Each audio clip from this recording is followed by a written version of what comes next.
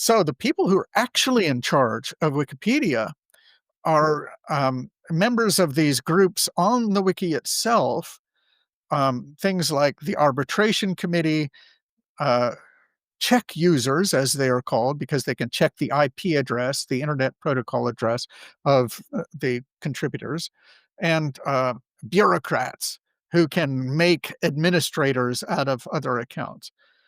And if you add up the people who are in these high ranking groups, there's only 62 of them. 85% of that number uh, are anonymous. We don't know who they are. They don't give their names out. Amazing. Or at least that was the case last I checked, last June or so. Um, Maybe they've come out since then. I've been encouraging them to, because I think they actually bear a responsibility to the public. They're powerful people. And I actually think that the Wikimedia Foundation should make it a policy to not allow an anonymity for the high ranking editorial positions of Wikipedia. Now, one thing that they will say, by the way, um, it's a little ludicrous, but it's true that, well, nobody really has any editorial authority. We're all just working together in a big kumbaya um, editorial melange. And, it's just a collaboration. Well, that's just not the case. That isn't how it works. Now, if it ever did, now there really are people who actually do have authority over the project.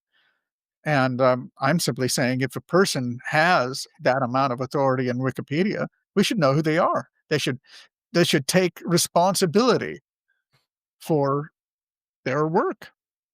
Buy my novel, Escape from the Village, from major booksellers online. Go to escapevillage.com. Subscribe to the Substack. Go to fountainheadforum.substack.com.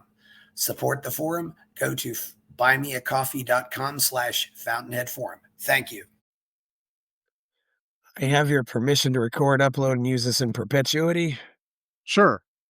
Thank you. Welcome to the party, pal. This is Fountainhead 393, and he's back after a long absence. Larry Sanger, as he calls himself, the ex-founder of Wikipedia. Larry's released what he calls the 9 Theses of Wikipedia and how to fix Wikipedia, and Larry's going to share that with us. And we could maybe just talk, about the future of AI and stuff like that. Larry, how are you today? I'm doing well. Yeah, looking forward to it. So you and Mr. Jimmy Wales started, or Jimmy Wales hired you to start Wikipedia, correct? Yep, that's fair. Yeah, and this was back in 2001, and it took off fairly quickly. Yes, indeed. Had 20,000 articles by the end of the first year.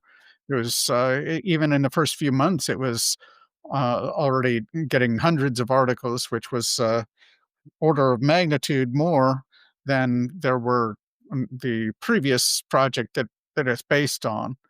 A lot of the original contributors to Wikipedia came from the parent project, which was Newpedia, because we had collected like 2,000 people online, including from like the various philosophy Usenet news groups and mailing lists and so forth, where I think we would have encountered each other back in the 1990s. Yeah, Jimmy was into mailing lists and he was into Usenet. He founded the Moderated Discussion of Objectivist Philosophy in '91 when he was still a graduate student at Indiana University. Right. So You're one of the relatively few people who would actually remember that and be a sort of a source, I guess you could say, on such things. I was on the MDOP from as soon as I got email, that was where I went to go. And Uh-huh. it's interesting, but a lot of objectives were actually back then were very Larry, I find it interesting that back then objectivists were so much about getting on the web and getting it on the net and getting on email.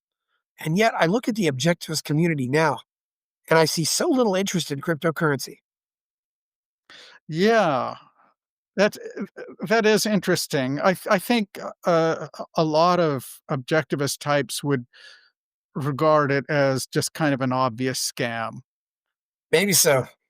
Yes, I think that has a lot to do with the lack of interest in crypto. Or maybe it's just because I think the movement's gotten a lot older. It was still a lot of, there were graduate students. I mean, Good students, point. it was mostly generation, people from late 60s, early 70s, they were born, it's, uh, you know, so anyway, yeah, we won't, but, and of course, this was the golden age of email, which I remember so well, when email was actually fun and you got maybe one spam a month. Uh, Wow. yeah. Yeah, interesting. So anyway, Larry, from there, Wikipedia got big pretty fast. And I remember there's one page too where Jimmy actually claimed he got a call from the New York Times on the 11th of September in 2001. He's like, wow, they called me on that day. You know, you thought they would have been interested in other things, but apparently, so it got Wikipedia got attention pretty quickly, and Mhm, it got big pretty quickly. And now it's something that I think almost everybody uses in one capacity or another. mhm, mhm. What is in your 9 theses, that will fix Wikipedia? Let's go over those. Well, there's a number of different items, 9 of them, and it's based on Martin Luther's 95 Theses. Yes. At least, it is a reference to that. It isn't actually based on it. But if you go to larrysanger.org, um, and you click on the first link that comes up at the top of the page, 9 Theses on Wikipedia, a special feature. Is Um, it 9theses.org, you said? sorry, larrysanger.org. And Yes, and of course, unlike Luther, we're still Aristotelians here, so yes. LarrySanger.org? yes. And then you will see a summary of the list and then paragraph level exposition. And then if you click on the title of each, then you'll come to a whole article or essay defending each. So, 4 of the 9 theses are essentially reactions to Wikipedia's descent into what I would describe as bias. It's not it's not just progressive ideological bias either. I describe the bias as GASP, which is Yeah. um, globalist, academic, secular, and progressive. We could get into that a bit. Um, the others actually concern essentially the mismanagement and the failure of Wikipedia to deal with the public in a decent way. So there is one that so maybe the most important of the theses actually is number 6: reveal who Wikipedia's leaders are, because 85% of the some of the most powerful people on Wikipedia are anonymous. Um, I say that Wikipedia should let the public rate articles, offer public feedback, a forum that's independent of the Wikipedia editors, just to, you know, increase the trustworthiness of the project and to give feedback to the people who are working on it. And then I have some criticisms of Wikipedia's tendency to block people too aggressively and for too long. And then finally, I say it's actually very important if they're going to adopt theses like these and others, that Wikipedia um, or the Wikimedia Foundation start some sort of legislative process with a constitutional convention kind of thing. Wikipedia needs an editorial assembly, which it has never had. So that's a summary.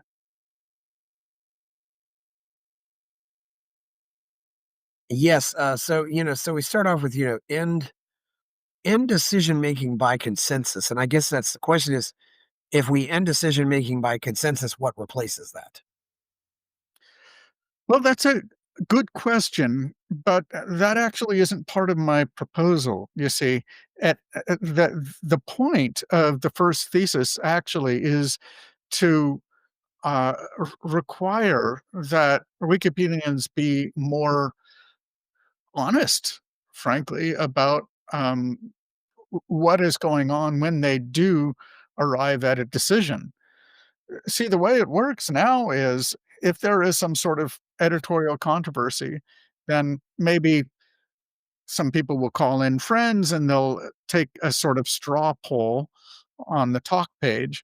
If that doesn't work, then they'll go to a page where such controversies are um, adjudicated one way or another. Maybe one party will accuse the other of misdeeds, and they'll create an ARBCOM, an arbitration committee action.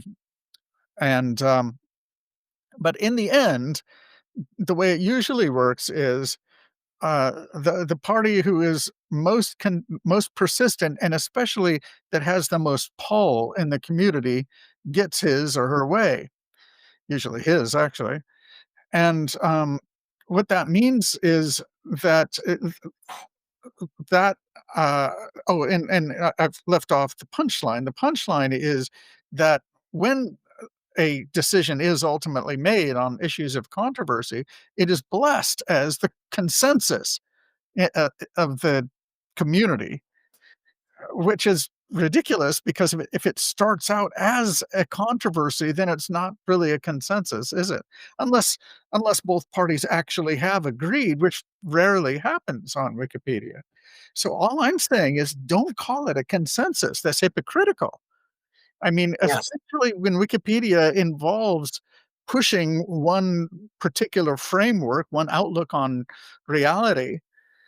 It's a bad idea to go around calling it the decision that is made a consensus when it isn't. So, if they want to adopt a new decision-making process, I can give them lots of ideas. I did have a few suggestions, but those aren't really the point.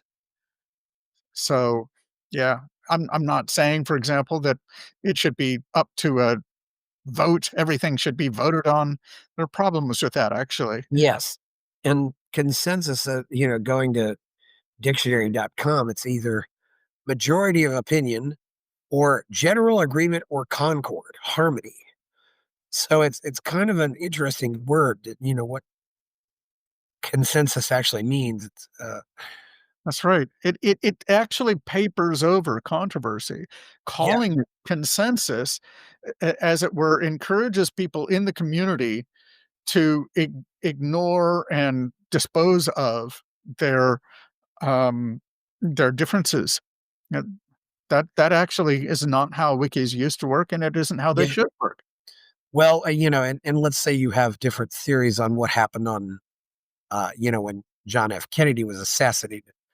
I think we can agree there's a consensus that this happened on 22 November 1963, and that it happened in Dallas, Texas. And it was, he was in a car, and I mean, those are some things that, but after that, who knows? Who knows? It's, not how many theories there are on that. I'm not really sure. It's probably dozens, but, uh, so yeah, so that's just a question, Right. what is consensus? Right? It is an important question, uh, Yes. No. Of course, there's no consensus, and they shouldn't present attempt to present a consensus position. That's actually another part of the problem with calling it a consensus. They actually conflate two different things, which could be called a consensus. On the one hand, there's the outcome of the process, which is um, the consensus of the people in the community about how the article should read, and then there is the consensus of experts, of scientists, or of the people who have opinions about the subject matter. And those are two different things, right? And yet sometimes Wikipedians conflate them, and they shouldn't be conflated either. So it never was the point of Wikipedia, in pursuing a consensus to try to articulate only consensuses. Is that a word? Consensuses. Um, Yeah. yeah. So Yeah, Larry, one thing I should ask, do you think Wikipedia attracts a certain type of personality or a certain type of person? I'm going to suspect it's largely male, right? But what else can you tell me about the typical Wikipedian? yes, it is typically male. Typically has been younger, although I think the average age of the participant has grown. There are some people who are just into it and they stick around and have stuck around for 20 years or whatever and grew up with it. And of course, there are some people who arrived as retirees and even have died in the process of the project. So it's old enough for that to be the case at 25 years old. But on the other hand, yeah, I think it still does attract um, well, because of the process of negotiating and aggressively asserting your own opinion, using what are facially arguments and rational discourse or whatever, um, that is the sort of thing that geeky guys like to do. That's my explanation.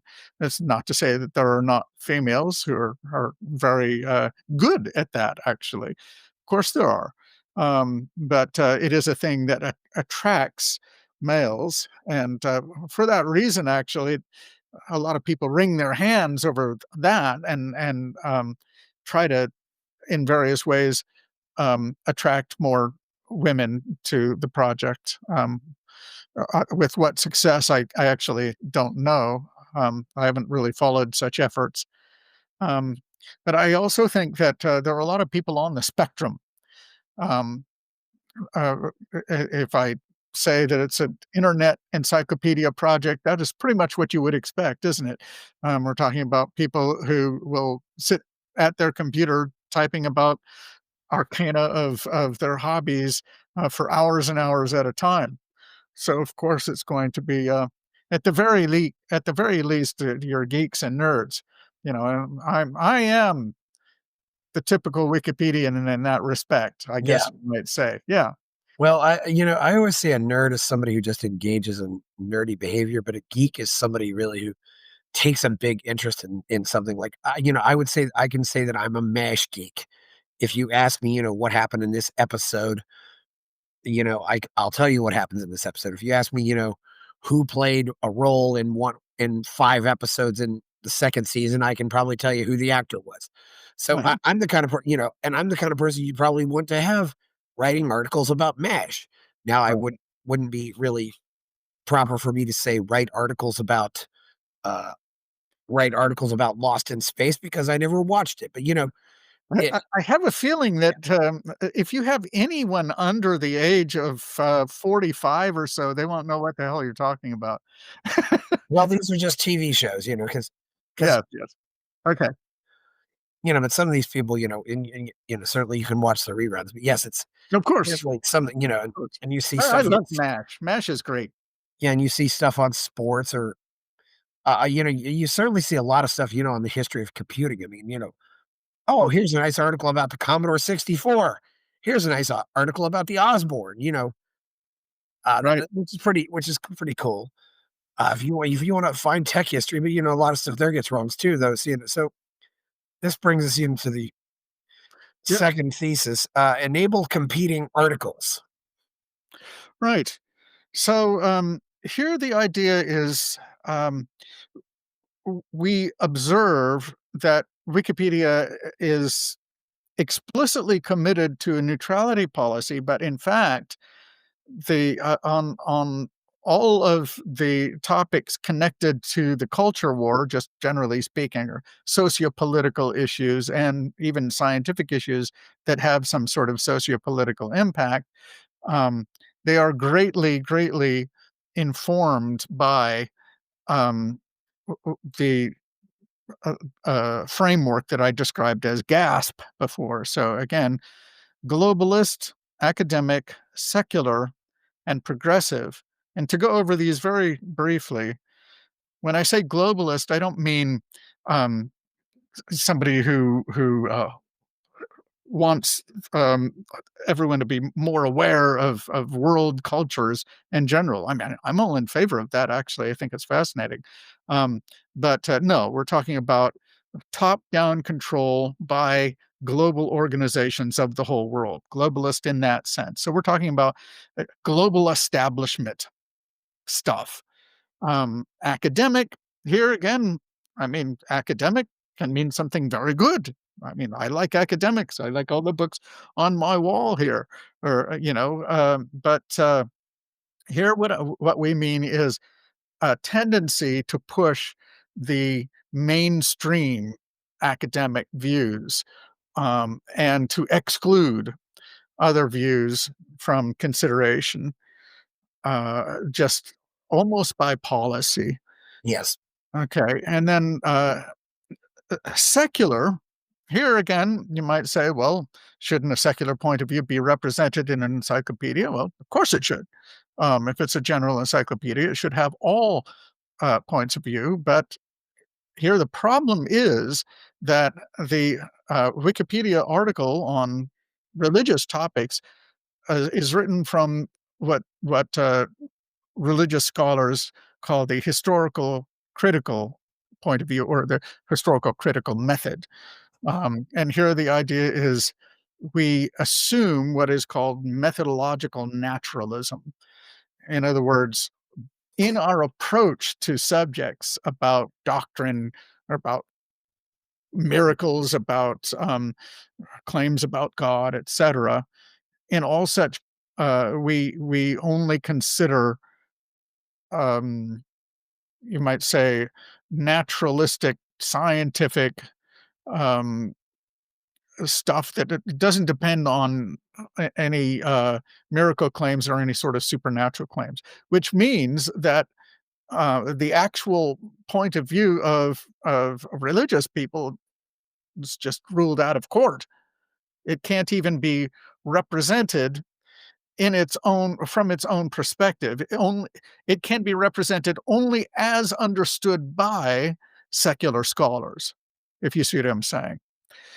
Um, and Yeah. then finally, the P, progressive. I suppose that's the one that's most familiar because there is a progressive bias in the mainstream news. And I suppose at this point, I don't need to explain that. So, all that the second thesis is suggesting is maybe we should allow competing articles about the same topics as appear on Wikipedia, but from other frameworks. So I can imagine, since we're here on the Fountainhead Forum, um, that somebody might propose a, uh, an objectivist, in the sense of Ayn Rand, point of view, or rather framework, and then what you would do is you say, okay, who are the intended audience of this article? And you explain that, and you say what sources are encouraged and acceptable in these articles, and then you also say something about the Overton window. But even such articles, right, um, should be should aim at neutrality within their bounds, right? So I can imagine a very uh, bigoted, prejudiced sort of article written by an objectivist, somebody that just takes Ayn Rand's views for granted, and um, something that Leonard Peikoff would write, perhaps. I don't know. Um, and and then on the other hand, I can imagine something written that is goes out of its way to steel man other positions, but it's still written from within this framework of objectivism, to use the example. So that's the idea. And there's a lot more to it. It's actually, because it's a positive proposal, one has to go into some depth about how it would work, we could talk about that if you like. But the general idea is clear enough. Wikipedia has only one article per topic. Maybe it should have more than one. So, for example, a Catholic priest would not be welcome to write an article about the history of the popes or something like that. Well, as long as they stuck to the sort of literature that is acceptable to unbelieving scholars, non-Catholic scholars, and there are, in fact, a lot of theologians who are perfectly willing to do that, which is weird to me. 'Cause I am now a Christian and I take these things seriously, but that's actually how a lot of seminaries work now. They, make themselves open to, um, unbelieving scholars. I'm not saying that, like, the pastor training seminaries or Catholic seminaries, probably not, but some of them, yes. They will actually have, and certainly, of course, the religious studies departments at public universities and most private colleges are staffed by people who may or may not be religious, but at any rate, they're willing to work within this naturalistic framework. Yeah, this is is it a lot of college professors who write for Wikipedia? Do you think maybe if academia itself got cleaned up, that would fix Wikipedia? That's a good question, actually. So first of all, I don't think there are that many professors working on Wikipedia. There are some for sure. There's more now than there used to be, but it's nothing like a majority or even a very significant minority. That's my impression anyway. There are people who, it's like one of their main ways of doing their public service. Um, that's one of the requirements of a college professor. Generally speaking, you have a public service component of your of your academic duties, and so yeah, most people uh, even today would not be able to put up with it. It's so weird.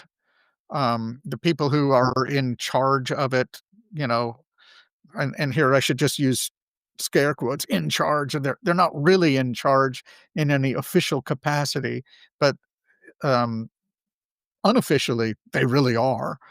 They have back channels, they've got a lot of friends, they have a lot of edits, um, and what their word goes, basically, if they weigh in, and there isn't some, like, big dust up between equally powerful people. So there's a lot of people like that, and academics do not get along in um, such an atmosphere unless they are one of those people, and some of them are. So, Yeah. Okay, now here's your third was abolish source blacklists. right. So, if you go to your search engine of choice and you type in Wikipedia perennial sources, you will come to a page that lists a lot of the sources that would be used, especially in articles about current events. So, a lot of newspapers, a lot of broadcasts, a lot of podcasts, and nonprofits, and various other kinds of media sources, essentially. And it color codes them. So, the ones that are acceptable to be used um, in Wikipedia without attribution except in a footnote, um, would include things like the New York Times, the Washington Post, BBC, other um, center or especially left establishment sources. Anything that appears to be fringe or conservative is omitted from the list and is farther down in the hierarchy. So uh, things that are green lit, they're colored green. Things that appear with a background of yellow, they can be cited unless a better source can be found, but generally that also means they can't be cited, right? And this would include like National Review, Reason, um, and other things that they might pass muster as sort of establishment, but the point of view is not really to the liking of most Wikipedians. And then things that appear there in on the perennial sources page with either a red or a gray background are basically verboten, not allowed. Um, and if they're red, then you're supposed to be able to use them um, if if the issue is one of opinion, but generally it isn't even allowed in that case. So, like, if you wanted, for example, to go to the page about, you know, um, gay adoption of children, just for example, um, then any article on the subject, I could be proven wrong. I haven't actually looked, but this would be my assumption, um, that you would not find articles there taken from, like, the Catholic Register, the that's the thing, isn't it? Uh, from the Federalist, from Breitbart, Yeah. any sort of conservative source. Just wouldn't be allowed at all, and therefore it's all one-sided. So the suggestion then is Wikipedia should get rid of this blacklist, what is essentially a blacklist, allow citations of other sources, and if people have a problem with those sources, um, then uh, their uh, misgivings should be recorded alongside the citations. So, and I think that's fine. That's how it should work on both sides, as far as like ideological issues go. I'm not saying that there should be no standards at all, of course not. When it comes to sourcing, I fully acknowledge that there are better and worse sources, like some guy who's just writing a blog and doesn't really care what he says, and he's just sort of spewing his own, opinions late at night. That's nothing like, somebody who spends his life working on a subject and gets a lot of feedback and so forth. They're not the same at all, and of course, I think that, that should be reflected in how Wikipedia deals with the sources.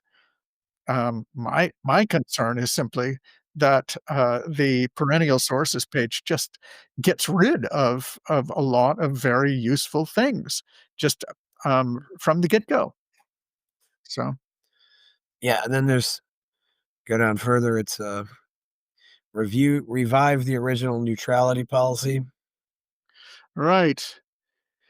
So, that really is a way of summing up what we've said in the last 3, um, theses. Wikipedia's original neutrality policy, um, was uh, it could be summarized as in the following way. Um, Wherever there is an issue of controversy, Wikipedia should not take a side in it. That's all. Um, it should be impossible to tell um, where Wikipedians come down in some matter of controversy, regardless of what even type of controversy it is. It's not just political stuff or even just religious stuff. Any sort of controversy, really. And of course, there are controversies, and then there are controversies. Um, so I'm not trying to dismiss the details here, but it is very important, though, um, that Wikipedia make an effort not to align itself with any particular um, party, ideology, religion, or lack thereof, um, philosophy, and so forth. That's how an encyclopedia should be run. That's why we adopted a neutrality policy in the first place. Wikipedia claims still to have a neutrality policy, but it certainly doesn't follow it, right? Yeah. Repeal, ignore all rules. Right.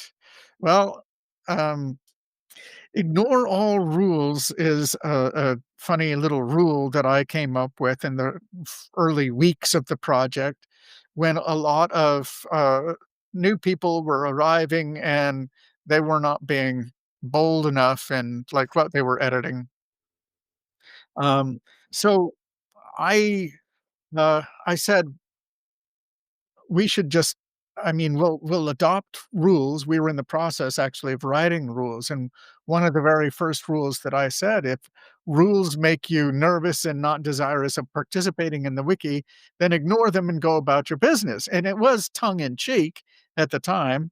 Of course, rules were going to become much more important, but the whole point was to encourage people, especially newbies, to get involved.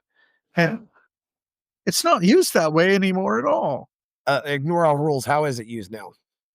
I would say that now it's used to, um, essentially, by old hands, people who are, ensconced in the system, who feel comfortable citing it as a rule to explain away, why they don't need to give any sort of reasoning for their position. So it's actually often used against the newbies now. So it's been turned on its head like a lot of these things. I look back at some of these rules which I came up with myself, like the neutrality principle itself, and Wikipedia increasingly looks like a cargo cult, right? They've turned it on its head, and the rules on their head, and failed to understand the purpose of the rules. So Well, you were going out into uncharted territory here. I mean, this was all a new thing. I mean, I so love the whole thought of trying to do something like this. I mean, I admire the effort that goes into this and the spirit that's behind this. you know, I mean, if you took Wikipedia and put it out into a real encyclopedia, my God, how many pages would it fill up? yeah, right, right, Compare that to your regular encyclopedia, which interestingly enough, though, your standard world encyclopedia is mostly written by college professors, I believe. yeah, sure, right, and because they're very, very careful, and they're gonna write slowly and get their work reviewed by their, equally busy colleagues, the process is very slow. And there aren't very many of them either. Whereas there are plenty of lay people who can do almost as good a job, especially when they're working together and they can actually consult the professionally written sources. So, that's why Wikipedia is as good as it is, and or at least it has been. I think it's being ruined in a lot of ways. But I mean, you're absolutely right, Chris. I mean, uh you you know that it was started by a couple of objectivists, freedom lovers, or at least we were at the time, right? Uh, Jimmy Wales is now I just discovered this a couple of weeks ago. He's a Labor Party voter. Do you believe that? I'm not shocked, Larry. Is he mostly living in England now? Yes, he lives in England My now. God, why would he move there? I mean, he's from Alabama. Well, Yeah, I suspect he probably hates what would be considered the old South. I mean, oh, of course. yeah. Yeah, I mean, surely, uh, I don't wanna psychologize him Why too does much, any but why does any American, yeah, especially nowadays? I mean, that's just like, yeah, yeah. Well, at least it might be of course, there is a Southern aristocracy, but even there, you know, no, Jimmy came my understanding is that he actually went to a Montessori school. I think that's right. yeah. I think he was. Yeah, he had a pretty interesting upbringing. Yeah. Yeah, and so, I mean, sort of kind of a liberal upbringing in the South, which is a thing, you know? So Yes, born in 1966, August 7th. Yes, that's Right. oh, Huntsville. So Huntsville is actually an interesting case though, because it's a Huntsville is very much a high tech city. Yeah. So it's not really like the rest of Alabama. But Right. when you think of the accents and all that stuff, but Is it there where they have the, space center? I know it's I one of think they those. have something like that there. Yes, it's Mhm. yeah, it's Yeah.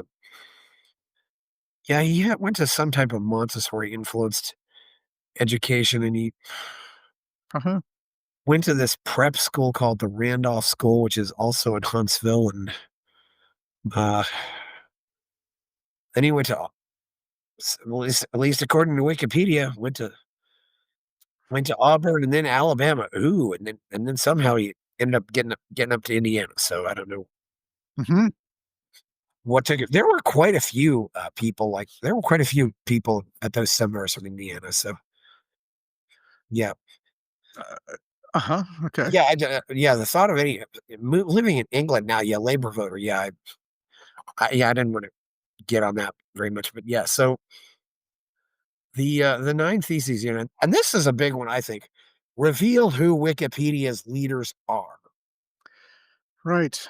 So, you might think, Wikipedia is arguably the most powerful, media source online, arguably more powerful than any newspaper alone because people consult it all around the world. It's free. And I have heard that it has like a billion unique users in any given month. That's a lot. I don't think there's any newspaper that has that much reach. Um, okay, so you would think that the people who are in charge of Wikipedia would be known. In other words, we would know who they are. Maybe they'd even be famous. Um, the problem is, though, while the Wikimedia Foundation is, the people who lead that are known, of course, and the board of trustees of the Wikimedia Foundation, which own the platform, um, they are known. They aren't actually in charge of Wikipedia. They're in charge. They have legal authority over the platform, but that's different from saying that they have anything like day to day or even year to year authority over Wikipedia. At best, you could say they have legal responsibility for the thing as a whole, which means ultimately it has almost no editorial consequences. So the people who are actually in charge of Wikipedia are members of these groups on the wiki itself, things like the arbitration committee, uh, check users, as they are called, because they can check the IP address, the Internet Protocol address of the contributors, and bureaucrats who can make administrators out of other accounts. And if you add up the people who are in these high ranking groups, there's only 62 of them. 85% of that number uh, are anonymous. We don't know who they are. They don't give their names out. Amazing. Or at least that was the case last I checked, last June or so. Um, Maybe they've come out since then. I've been encouraging them to, because I think they actually bear a responsibility to the public. They're powerful people. And I actually think that the Wikimedia Foundation should make it a policy to not allow an anonymity for the high ranking editorial positions of Wikipedia. Now, one thing that they will say, by the way, um, it's a little ludicrous, but it's true that, well, nobody really has any editorial authority. We're all just working together in a big kumbaya um, editorial melange. And, it's just a collaboration. Well, that's just not the case. That isn't how it works now, if it ever did. Now there really are people who actually do have authority over the project. And I'm simply saying if a person has that amount of authority in Wikipedia, we should know who they are. They should take responsibility for their work. I think Yeah. it's reasonable, right? I mean, Well, it's true of all newspapers, you know? So, yeah. What was the purpose of anonymity when you first established this? well, look, I'm not actually saying there shouldn't be anonymity. I actually think there should be anonymity, so let's get that straight. Okay. Um, but, there never was a purpose of having anonymous leadership because in the beginning, there wasn't anonymous leadership.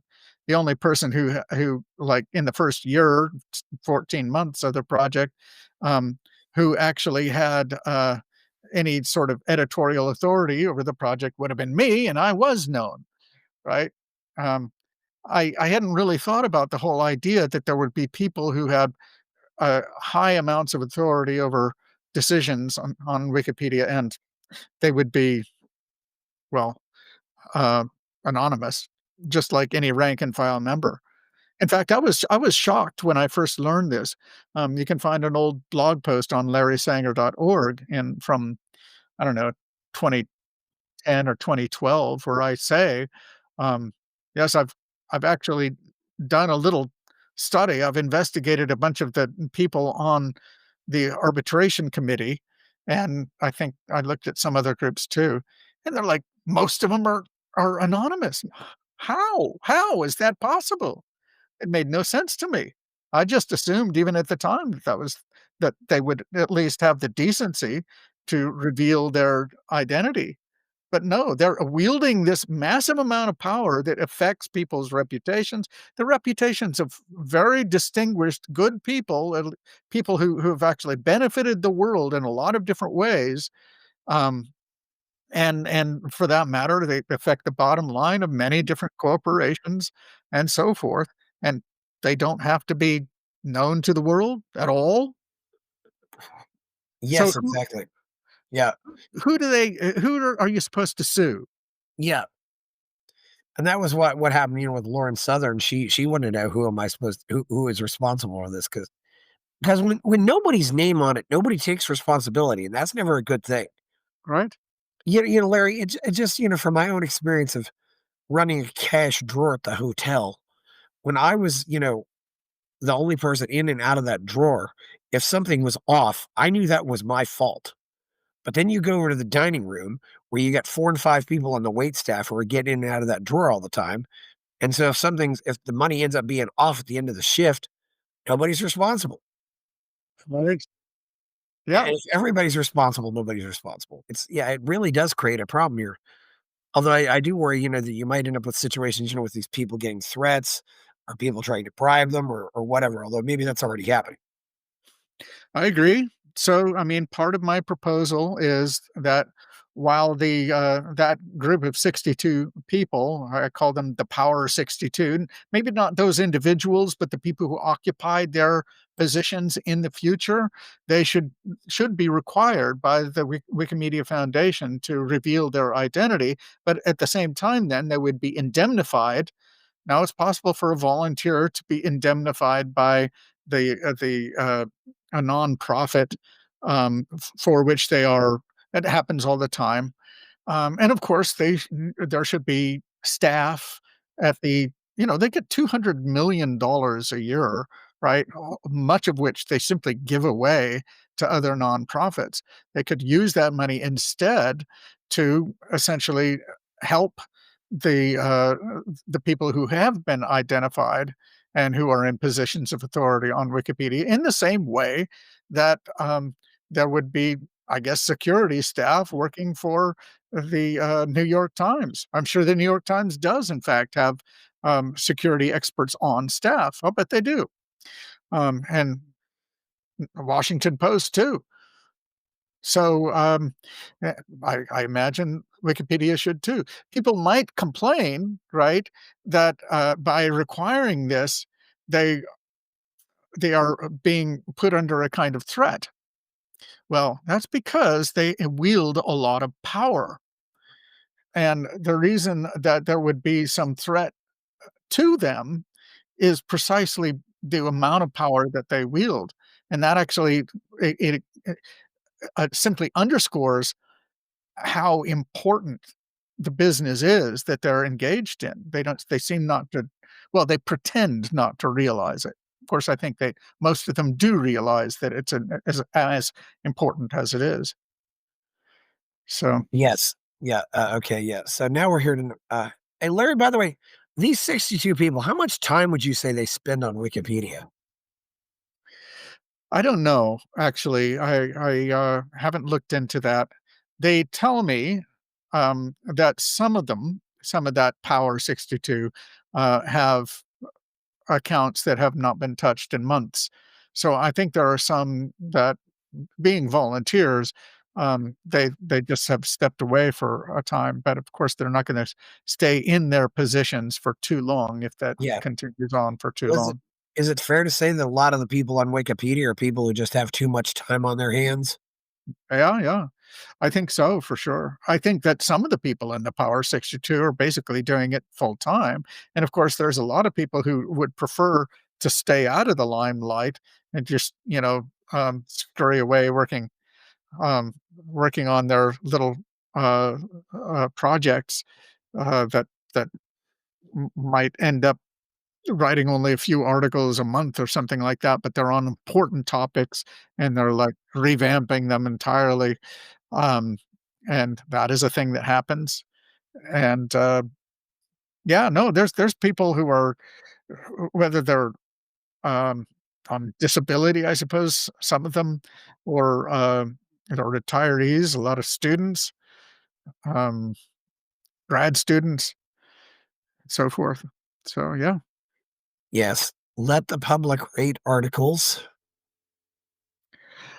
Right. So this is number 7. Um, Wikipedia is unlike YouTube, X, Facebook, lots of others, where the content that appears on the platform is, uh, it's judged in various ways by there are upvotes, there are, likes, uh, shares, and so forth. Other ways of quantifying how good the content is, but not Wikipedia for some reason, even though it is volunteer, public written. So I ask, why not? Why shouldn't it be? I actually think it's important that it be so. Um, of course, it would be extremely important if there were multiple articles per topic, as I suggested under thesis 2. Even so, as it is now, a lot of the articles on Wikipedia are just not very good, even today. A lot of them actually have gotten worse over time. The previous versions were better, in my opinion. Um, but nevertheless, um, you know, uh, Wikipedia has no rating, no means of public feedback. Between 2010 and 2013, they did have they tried out a platform for the public giving feedback, but they got rid of it because they said it was not useful to them. But from my Okay. point of view is they, the feedback system is something that would be for the public, and it would be useful for the public. My impression is that Wikipedians do not enough care, they do not care enough um, about the public and what's useful to them. So, I mean, just imagine if you created a new account type, and if somebody were able to prove in one way or another that they are an expert on a subject, if they could then um, rate articles in some specialized way. I don't know, it'd have to be a new tool, right? Wouldn't that be really useful if there were a bunch of philosophers, for example, saying the article about Plato is actually good? I mean, then I'd be a lot more likely to read it. Whereas, if there were a bunch of physicists saying this latest article about muons or something, was just, no good at all and had all of these problems, then, that would, A, make me wanna skip it, and B, would help the people who are working on the article, um, to write it better. I think the problem is the Wikipedians do not want people to have input into the system unless they have skin in the game, unless they're actually part of the system. But Yeah. then that puts the people who are giving input, it puts them under the thumb of these miscreants, a lot of them, right? Some of them are okay, of course. There's some good Wikipedians even today, but, just a lot of people are, um, rude, uh, they have no sense, they're very biased, etcetera. So, the public needs a way to give feedback and to actually view feedback, an independent forum. And frankly, if Wikipedia doesn't do it, I might actually start such a project myself. Yes. So now this was one you talking about too, end indefinite blocking. Right. So thesis 8, um, Wikipedia has different ways of blocking accounts. You can't, like on X or Facebook or whatever, you can like unfollow a person and then you can block them, and that just affects your relationship with that person. Yes. Wikipedia, you have to work together on all articles, essentially, if you wanna, in other words, you can't simply ignore a person. They can reply to you. So this creates a completely different sort of social dynamic, and what that means is there needs to be people who, um, are empowered to, just get rid of the ne'er-do-wells, the people who make everyone's life worse on the platform. Well, the problem is they misuse that, and they get rid of people who are, well, frankly, um, there's nothing wrong with them. They're just unpopular because of their, uh, political or religious or other point of view. They're simply, um, and they will block now. This didn't used to be the case, but they will now block at the drop of a hat, sometimes for really almost arbitrary reasons. I've seen any number of cases where people, I would say at least a half a dozen specific people have said, "All I did was make a copy edit to the article, and I was blocked right away." Like, especially with the last 5 years, 5 or 10 years, I've seen that repeatedly, and that's just one kind of case of blocking. Ideologically driven blocking is definitely a thing on Wikipedia, and this is a way that they shore up the bias, even if there were not that perennial sources thing. If they simply get rid of all of the, you know, conservatives and libertarians and other people whose views they disapprove of, um, then, if they're left with only the gaspers, right, then, they're gonna, have a gasping encyclopedia, so to speak. So Yes. Yes, certainly. so the Yeah, bottom line is, yeah, there's definitely ideological barrings. And Larry, I don't know about you, but we live in a society where people just have a harder and harder time dealing with any disagreement, and that includes things. I'm not surprised people are getting blocked for copy edits. I'm not surprised yeah, at all. right? I would have been surprised 20 years ago, but I'm not surprised now. Yeah. I know what you're saying, that's true. There are a lot of people are thin-skinned. I think that I mean, the millennials, frankly, are the worst. I think the younger generation are a little more thick-skinned. Um, but the people who are in the like late 20s to like mid 40s or so, um, the ones that are responsible for wokeness, um, they are yes, they have made a society in which it's just difficult to openly disagree. You have to apologize for disagreeing. Um, yes, it's sad. It was already starting to happen 20 years ago. I was teaching Yeah. philosophy. I started teaching philosophy at Ohio State in 1992, and back then, between 92 and 96, when I was there, um, the students were fine. There was a lot of lively debate in class. Sometimes they danced around political topics when they should have been more forthright, perhaps, but for the most part, there was a lot of spirited debate. But then, in between 2003 and 2005, already I was kind of surprised at how little in-class debate was going on.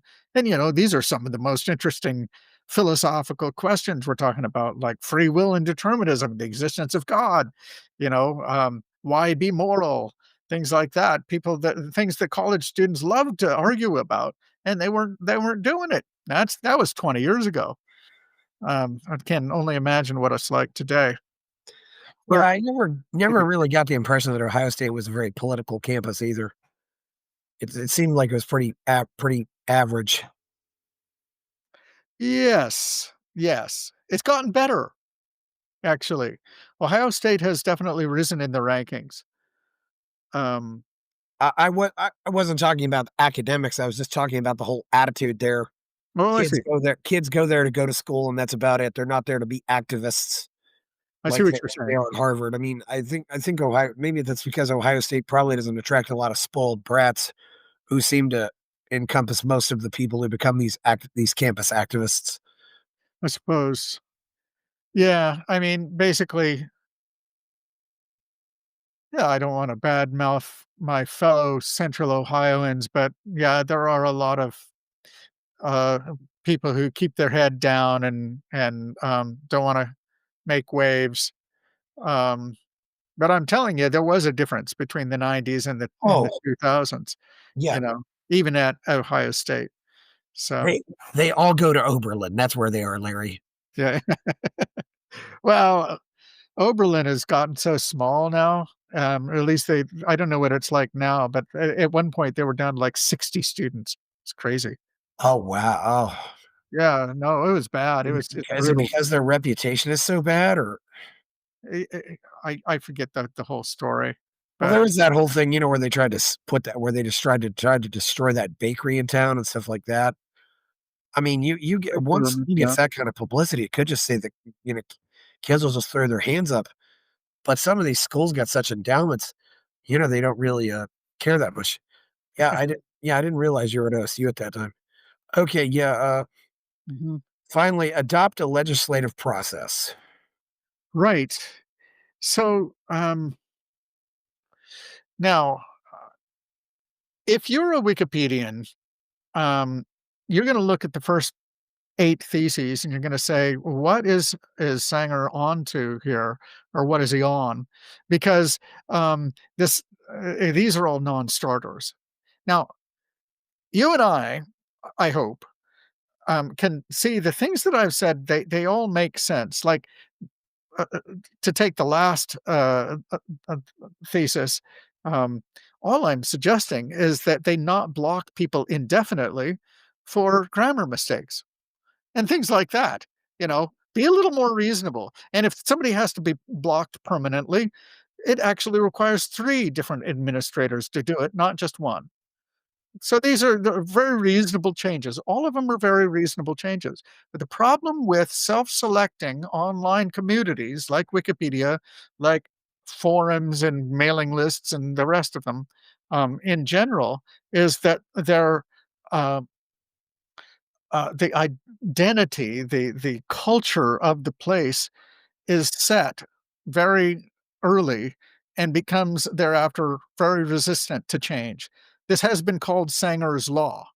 You can look it up, and I am indeed the the author of this law, and it's something that I have observed, and it's certainly true of Wikipedia. Um, the point is that Wikipedia is very institutionally speaking stodgy. They don't really want to change things that they really ought to change. And any sort of changes that they can make, unfortunately, they can't.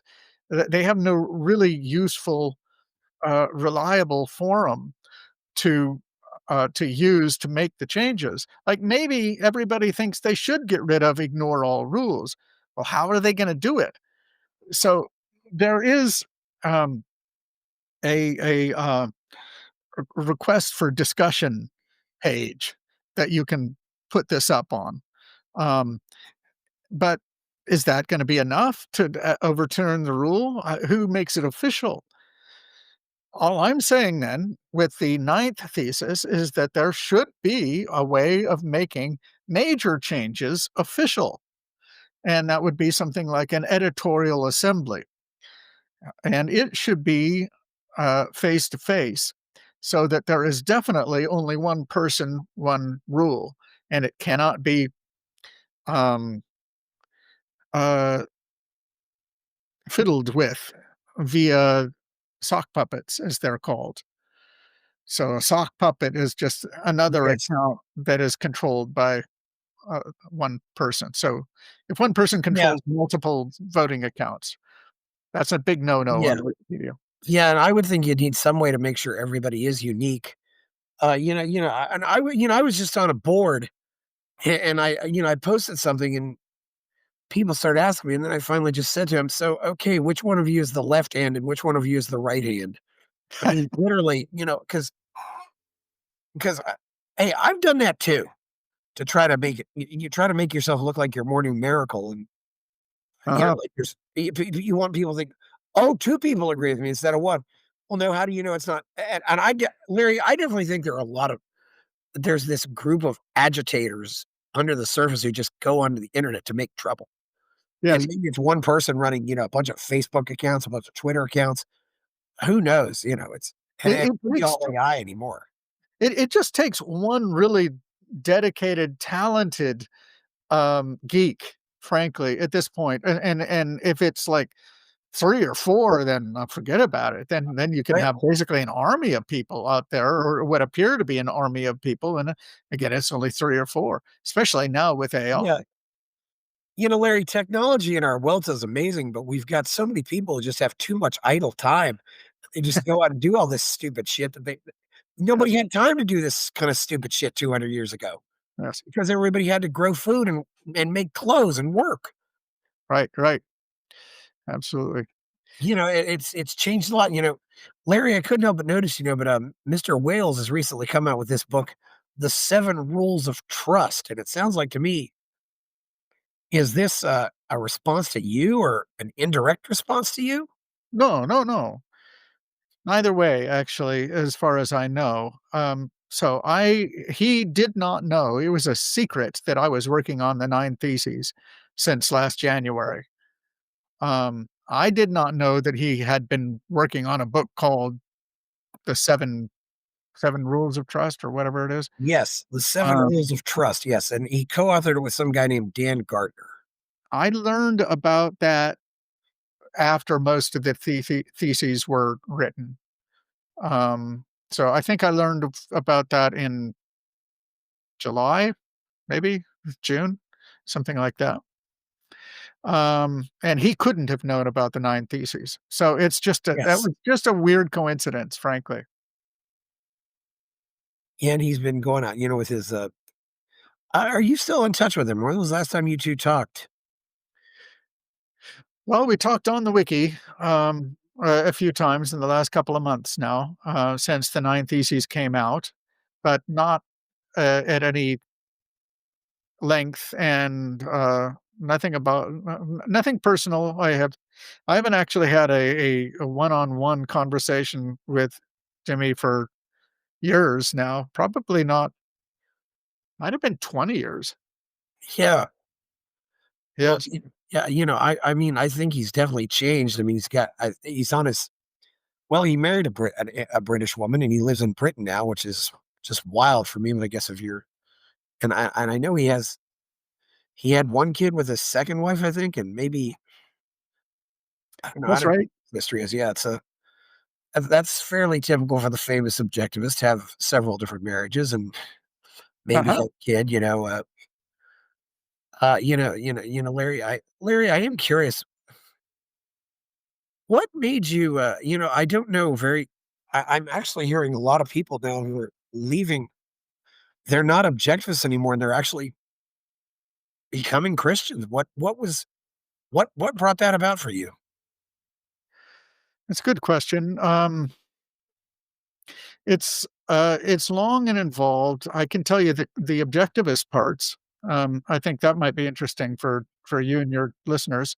Oh, well, Um, I kinda think, what who in the objectivist movement pissed you off is the question I really wanna ask, but, uh, no, no. 'cause I can certainly have a long list of the ones who pissed me off, but I it it wasn't objectivist so much that sort of left me with a bad taste about objectivism, and I frankly still like certain aspects of objectivism.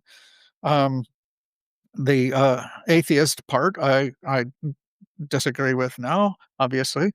Um, but no, this is a good place to begin. I didn't get into objectivism. I never really was into it in a very deep way. I was not a committed objectivist, even in the 1990s. Um, I was sort of a hanger on because you guys were like the only people who were interested in the truth with a capital T, and like exploring philosophical questions using reason, and in a way that did not ultimately uh, seek to undermine common sense and reason, yeah, as I would put it.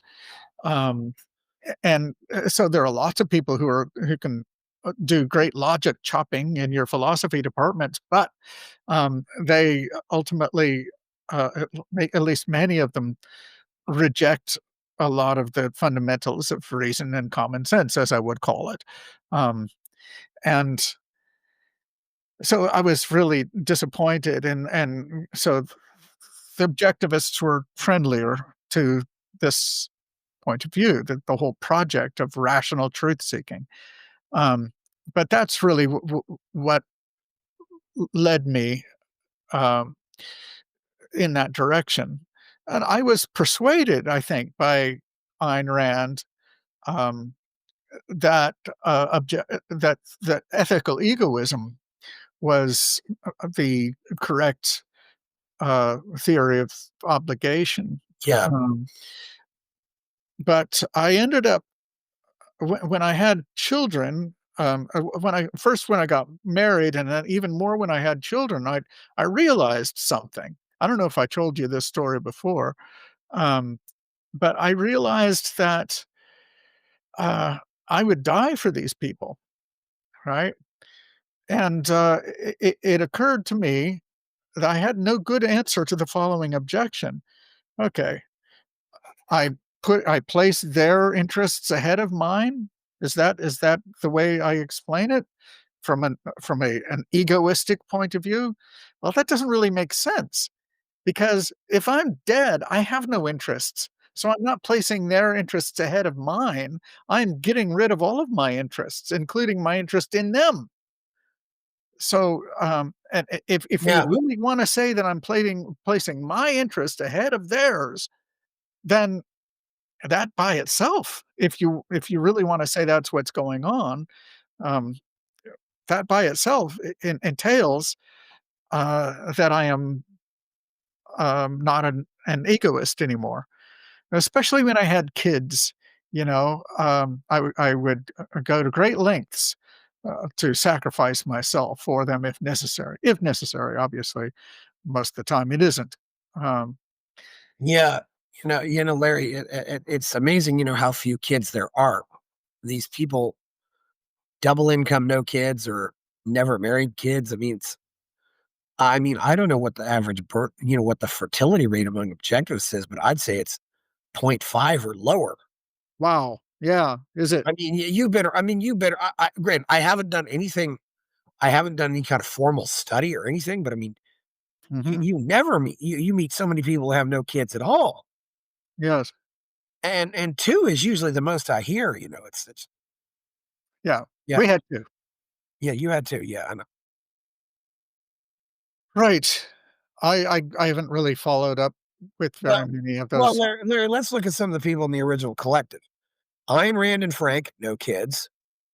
Uh-huh. Nathaniel and Barbara, and Nathaniel and any of his wife, no kids.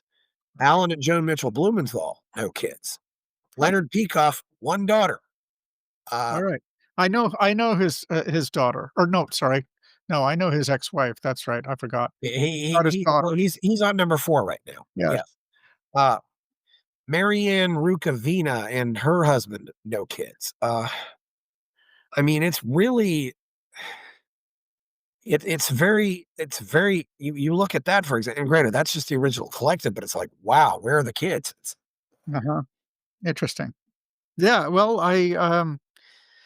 it stands to reason, doesn't it? Having children does not seem to be, something that one does to advance one's own, self-interest. So I think it has a lot to do with that than, my own disaffection with at least the ethical theory of objectivism. Um, there were some Yeah. other things. I actually came to understand that, and I wasn't really willing to accept this. I thought that people who were more deeply into, um, atheist activism had finer grained notions than I did, as a graduate or as a college student and Yeah. maybe the beginning of a graduate student. Then I taught philosophy of religion for a couple of semesters, right? And if you do that, then you actually have to learn about the subject reasonably well. I was still not a specialist in philosophy of religion, but I taught it. And I came to realize that the atheist activists they're pretty much numbskulls. The arguments that they use are bad. It's just a lot of naysaying and gainsaying, which is very easy to do. I Some Go ahead, sorry. I know some pretty good people among atheists. But it's hard to say really. Yeah, there's the fact that they all go so far on the left, and I think a lot. I think I've often joked that if religious people came out for legalized abortion, atheists would immediately go against it. And it's Right. almost this knee jerk reaction of, well, the religious people are on this side, so we have to go on this side, even though it may not have anything to do at all with religion. Yes. You won't find very many atheists who are pro Second Amendment. You won't find, and realize you were also at Reed College in Oregon, which is very much on the left, from what I've heard. Yes, yes, it's Uh, one you of the know, most liberal colleges in the country. yeah, yeah, and I also heard, they have the relation study hard, party hard. That's at least what you hear about some of these kind of, Uh-huh. yeah. But you're from the Northwest, and so you kind of find some people who don't believe in God are actually pretty reasonable, at least. And as far as I know, objectivists really are the only atheists who were mostly Aristotelians. Right. Um, yes, and some actually have basically gone left. So my understanding, Oh well, yeah, we talked about this before, if I'm not mistaken. You told me Diana Brickell had become yes. a Marxist, Oh and yeah. Well, that's one of Jimmy Wales's former girlfriends. I know. Yeah, Mhm. and we mentioned her. Yeah, and that didn't shock me at all. Yeah.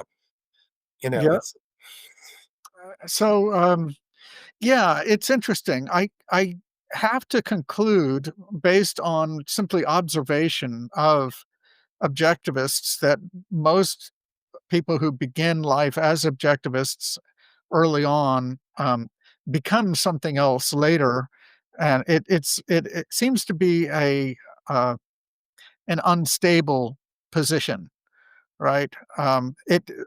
It's like it's radioactive, and you're gonna reduce to something else. Maybe Um, so, yeah. Larry, I do believe there's selfish reasons for having kids, and one reason is simple. You someday you may need somebody to be there for you. that's right. I Yeah, mean, I'm hearing now in Japan, for example, they have these specialized house and apartment cleaners, and the yeah, cleaners will go up and clean up the house or the apartment of a person who died, and they were there decomposing for about a week. And they have cleaners who deal just with that. I mean, isn't that a pretty awful way to go? I mean, it is. It is. not only that, nobody cares, that nobody notices that you're gone. Yes. I think Who wants to go that way? right. Um, yeah, I mean, my own parents, I'm so grateful to my siblings, you know, for taking care of my parents. My dad is, for now anyway, staying with my brother and his wife, and they didn't have to take him in. He could have just like stayed in his apartment, but he's getting slower and needs a little more help. And they were my sister moved down to be in the same neighborhood as my mother, and well, I'm just glad that they had 4 kids so that Yeah, you know, they're, uh, they could be taken care of. I worry actually about, um, well, I shouldn't get into it. I'll just yeah, I'll just say that, the situation with my wife's parents, we're gonna make sure that they're taken care of for sure. Um, yeah, yes, I'm a pro-natalist. Um, I encountered a bunch of anti-natalists, people who say it is the uh, it is actually obligatory that we not have children, that we should not have children, and sometimes it's for environmental reasons or economic reasons, perhaps. Nevertheless, it's all nonsense. I wrote a long article about this on my blog, basically saying I think it's called Against Antinatalism. Um, and that the arguments there can be converted into arguments for having children, to a certain extent anyway. I simply think, um, one thing that I have realized, I've reconciled myself to since my days as a college student and grad student is, um, uh, it actually is the fact that something is natural is to a certain extent, a good reason to do something. Um, and if it is actually part of the constitution of human nature that we reproduce ourselves, that actually is um, what's the word? Um, it's a minimal instinctual. reason. It's a minimal reason to to uh, to reproduce ourselves. Yeah, Larry, it's kind of wild for me, too, because the anti-natalists are certainly winning.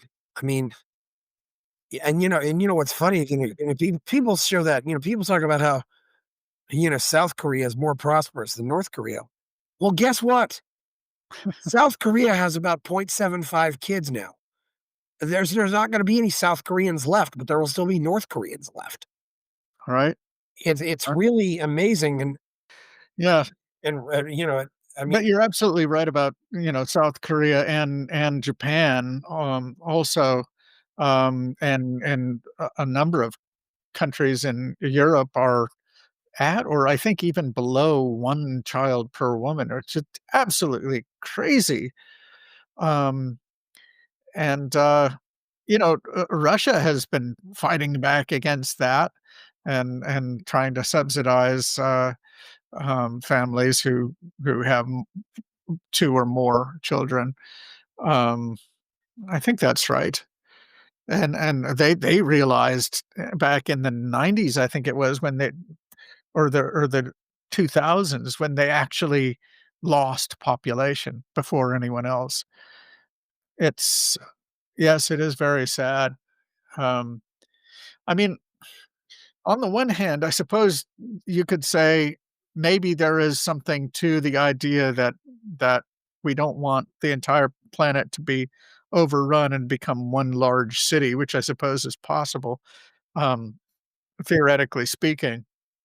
On the other hand, um, the way in which we are achieving a stable population itself doesn't seem sustainable. There's something really sick, actually, about the failure of so many young people to get married and have children. It is disturbing to me as it is to many people. So Well, nobody wants to talk about how the culture has been completely destroyed, and that's is right. against that. The culture of easy divorce, the culture of false accusations, which hardly anybody wants to talk about. That's right. Uh, Just feminism, generally speaking, to a great extent, has made women hostile. I used to think, when I was in the 1990s, that it was just my imagination. I don't think it was my imagination anymore. It's like I was more presentable back then. I had more hair. I was all right. Um, you know, short, but nevertheless, I could get dates if I wanted. Um, and I I had the distinct impression that a lot of young ladies at the time were just, like, very angry and very, hostile at the opposite sex, generally speaking. I thought that my, cousin, who was a couple of years younger than me, when she told me, "I hate men," I remember her saying that, and she made sure she didn't include me in the sentiment, but that would be 1997, I think, or '96, when she told me that. I said, "Surely you can't believe that." But I think she was actually typical, and now it's obvious, right? In the last 10 years, it's become just obvious, the amount of open hostility and just, lack of interest of women in men. It's sad. I feel sad for my sons. I don't know what's gonna happen. how old are your sons? They're, 19 and 15 now. Yeah. Well, Larry, I would just say, the one thing about, when you're a teenager, and I would just tell my, give them The Rational Male by Rollo Tomasi, and uh tell them to learn about. I know Mhm. it makes a lot of people cringe, learn about stuff like pickup. Yeah. Because you've gotta, and some guys will say, in the red pill community, will say chase excellence, not women, which certainly helps. I mean, if you're Well, if they wanna have any sort of relationship at all, that would be one way to go about it, but the problem is that the girls who can be picked up in that way, are probably not gonna stick with the guys. yeah, So, I mean, it solves one problem, if you wanna call it a problem, of, like, not having any sex. Again, as a Christian, I actually am not in favor of premarital sex. Um, I'm not arguing in favor of premarital sex, I'm just arguing in favor of a sure. way that gives you power and choice. I mean, Yeah. that was one thing I noticed also. Sometimes guys, there were a lot of guys, for example, who they didn't wanna get into pickup, but some guys would say, "Okay, I've been married for 10 years, my wife has lost interest. What can I do?" Uh-huh. Right. That kind of thing. They wanna keep their marriages, but they are wondering what's happened, or why they're Yes. Yeah. It's, well, interesting times, interesting times. Well, I should probably get going, that it is actually dinner time here for me. yeah, okay, yeah, it's been great having you, Larry. Where can we find you out there? LarrySanger.org? LarrySanger.org, yes. If you wanna follow me on X, if you could say that you, saw me on the Fountainhead forum, that would be cool. Um, Yes. uh, L. Sanger there. Um, but those are the 2 main places. I encourage people to, upload their videos on, BitChute. So I'm actually an advisor there, one of the very, very few, yeses that I have given to any sort of enterprise to like join as an advisor or a board member. I'm happy to have joined them as an advisor. BitChute, they actually believe in free speech. And the Fountainhead Forum is on BitChute. I am. Yes. Yeah, anyway, so please like this video, show, subscribe to the channel, go buy my novel, Escape from the Village, check out my Substack, and people are giving me money at Buy Me a Coffee. Thank you, Larry Sanger. I'm Chris Baker. We're out. Buy my novel, Escape from the Village, from major booksellers online. Go to escapevillage.com. Subscribe to the Substack. Go to fountainheadforum.substack.com. Support the forum. Go to buymeacoffee.com/fountainheadforum. Thank you.